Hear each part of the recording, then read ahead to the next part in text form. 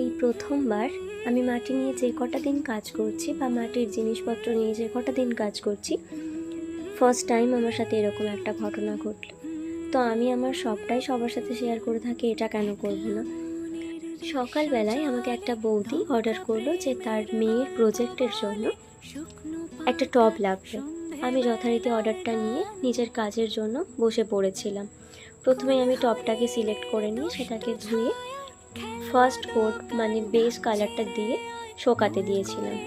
আর টেবিলের ওপরে হয়তো ভুলবশত আমি বুঝতে পারিনি, রেখে ফেলেছি, বাস পড়ে গিয়ে টবটা আমার নষ্ট হয়ে গেল। আমি আর দিতে পারলাম না ওই টবটা। যাই হোক, পরে আমি অন্য একটা টব বানিয়ে দিয়েছি।